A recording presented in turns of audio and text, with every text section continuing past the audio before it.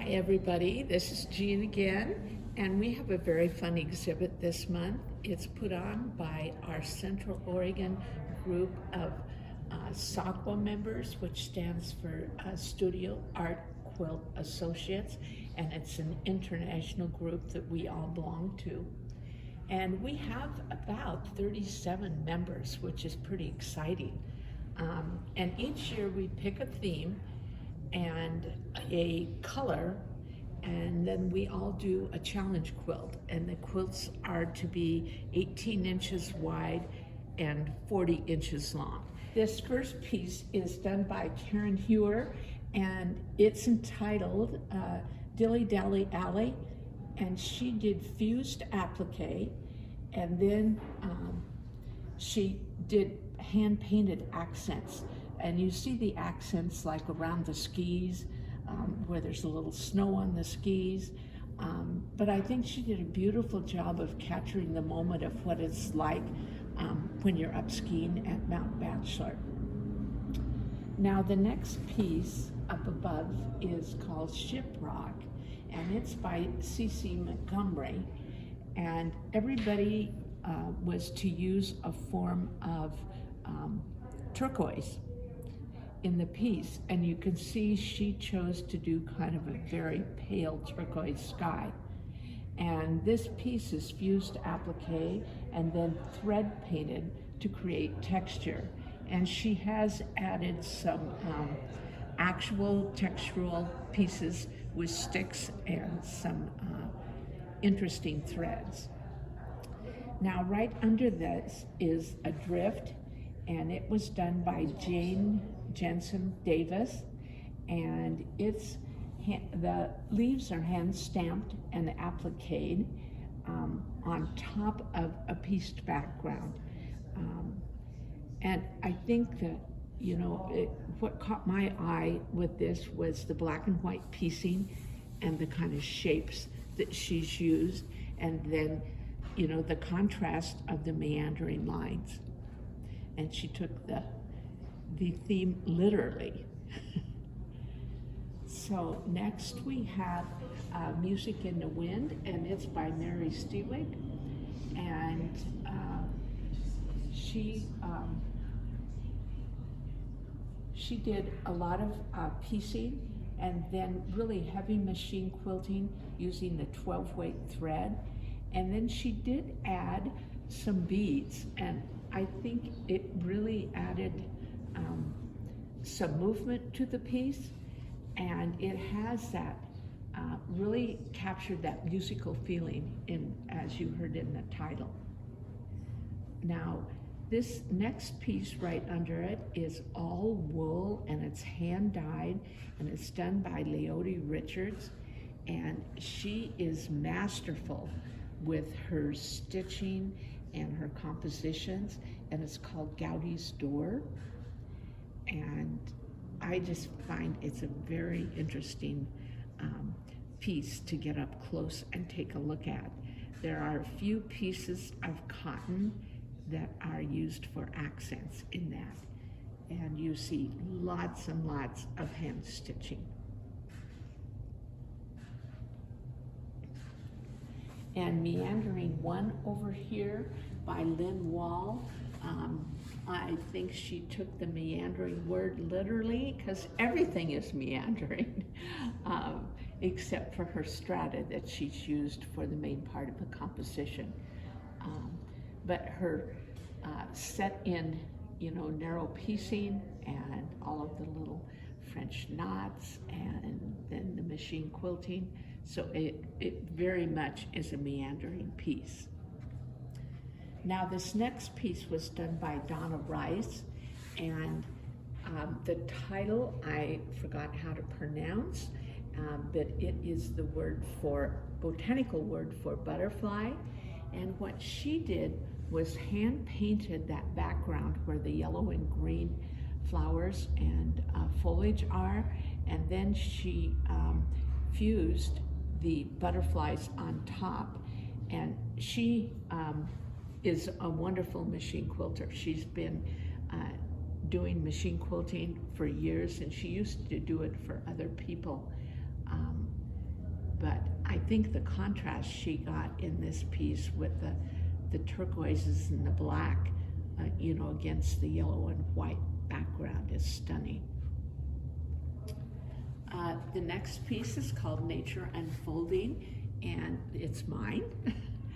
And I was really playing with the idea of leaves and all of the different sort of line work that you can see inside the leaf in the veins. And I wanted to do a lot of hand stitching on this piece, so you see just that running stitch repeated in the background sort of areas. And right next to me is Jan Tetzloff, and it's called River Walk. And I think her colors really say a lot about what it's like, especially in the summertime when you get all of the different greens and blues when you look down into the water. And Jan is famous for her hand stitching in the background areas as well as to embellish her design areas. I think we got up close so you can see that. And right underneath it is Crooked River by Sharon Carvello. And Sharon is a collage artist, and she's so good at it. And I really admire the way she pulls color around in a background that is essentially pretty neutral. So I thought this piece came out really, really nice. And next we have Wonder by Martha Sanders. And this is a piece that she did a lot of painting on and printing and over dyeing to get the layers that you see in the cloth. She did this in a Pat Polly class, and I think she turned it into a very nice piece by adding the turquoise. And it's several places she's used a rotary cutter that looks like pinking shears, so you have that little zigzag effect, which is nice. And the placement of the turquoises really does make you wander through the piece.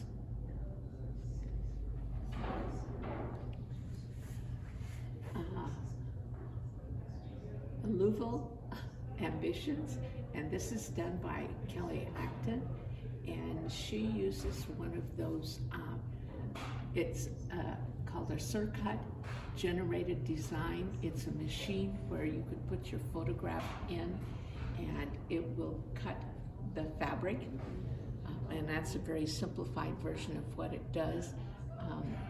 But it is a Betty Busby technique, and she'll be teaching for us here at the end of the month. And Kelly did do a program for us at one of our meetings on how to do this, and it was fascinating. All Who Wander Are Not Lost by Lisa Rawlings, and I like these little postcard kind of snapshots of details that you see when you're looking out at a distance, and you have the big picture of the land, but the small pictures of the details that are in the land up close. And each one of these has been finished off on the edges, and then she's used actual pieces of wood to create the idea of a framed piece. And then she has dimensional sagebrush on the bottom. Okay, this next piece is called Meandering Marrakesh, and it was done by Tina Davis, and she visited Marrakesh last fall, and most of these fabrics came from there, and you can see she's done a lot of hand stitching on it too, and added buttons and some beads, and I like the little embellishment of the hand that you see at the bottom when you're in Morocco. You see that all the time.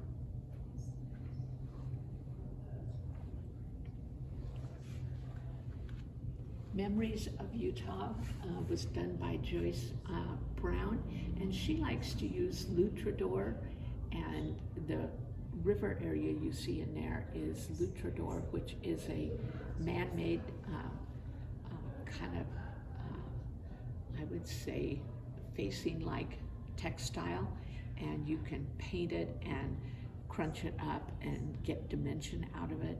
And I think her trees are made with it too, which makes for a very interesting piece.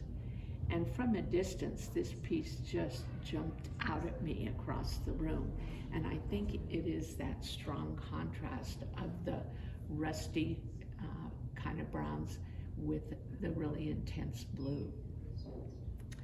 And this piece underneath is Fields and Stream, and it was done by Sandy DeWhite. And she learned how to do these quarter circles in a class I had, and she was not liking them very much, but she stuck with it, and I think she got stunning results.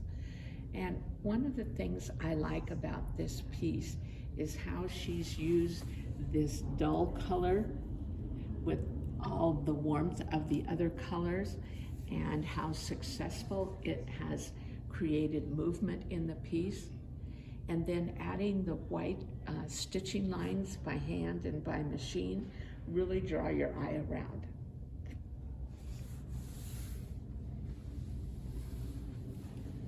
And Meandering Triangles was done by Betty Jenke, and Betty really likes to work with non-traditional little textile pieces, and those coppery accents that you see are all top stitched on top, and some of them are metal, and some of them are textiles, but they certainly help to pull your eye around in this piece. And Spiral Fantasy, it is for sale. It's by Robin Gold, and it's $900, and she has done traditional fabrics and machine quilted, and then the triangles are hand appliqued down. What's interesting in that kind of reddish pink fabric is that you get all that circular movement that you also see in the line work that she pieced. And I think that's a nice accent, because it's really a simple composition, but it, you know, that patterned fabric really adds something to it. And the next piece was done by Patty Stewart, and it's called Meandering in Color. And she has several Guatemalan hand-woven pieces in this, and from a distance, this is another one that really shows up because of the high contrast and the intensity of the colors. That, you know, the yellow greens and the oranges and the reds, they really show up from a distance. And I think her piecing, you know, with the little quarter circles is really nice. It creates a lot of movement in the piece. Now this next one is called Merge, and it's done by Val Schul, and she did wedge curved piecing, applique, and then it's machine quilted. And the palette for this, I think, is really stunning. You know, there's a softness to it, but yet that deep turquoise really does carry your eye through. And then those bits of magenta and the gold are wonderful accents to just kind of make the piece come alive and make you want to take a second look. The next piece is called Dream Fragments 1, and it was done by Linda White, and it's needle turned applique and hand stitched for all of the quilting. And I watched Linda make this, started in a classroom situation, and it was really fun to see these shapes come alive. They're basically her shapes. It's not a shape you've seen anyplace else, and the way she pulled her color around with the smaller pieced areas, I think is very nice. And she's really known for her stitching. And then Look Around is done by Kathy Kadansky. And Kathy and Betty Jenke both do a lot of eco-dyeing. And so all those cream-colored kind of beigey pieces are eco-dyed. And I've never seen anybody take and pull a palette like this to put with that. And I think it was brilliant, brilliant. Those are Marsh Jersey fabrics. And you know, the squares compared to the circles, that's a nice kind of contrast of shape. And then you also see some hand stitching, and it kind of meanders around also. But this piece really struck me when I saw it. I think it's quite well done. And Teeling Around is by Chris Lang, who does beautiful curved piecing and does a lot of hand-dyed fabrics. And I thought it was really interesting how she's kind of broken up the meandering line and let those circles come out and play. Really has a playful kind of feeling in this composition. And then the black is really strong, and I think it helps to pull the eye in when you're looking at it from across the room. Sentimental was done by Marian Shimoda, and she collects old textiles, antique textiles. She has parents in Hawaii, and she goes over once a month to visit them, and visits a lot of the antique shops and finds these little treasures and then incorporates them into her work, which really gives them a lot of meaning and gives them another life rather than just sitting someplace waiting for somebody to buy them. Okay, River of Cascading Dreams is from Diane Browning Knapp, and these hand-painted fabrics I think are really pretty, and I'm not sure, but I kind of have a feeling she had the design in mind and then painted the fabrics, because they seem to fit so beautifully in how, you know, a water would meander down in a river sort of composition. And I think her color work is very nice too. And you feel that hand-painted look. And then this piece is also machine quilted.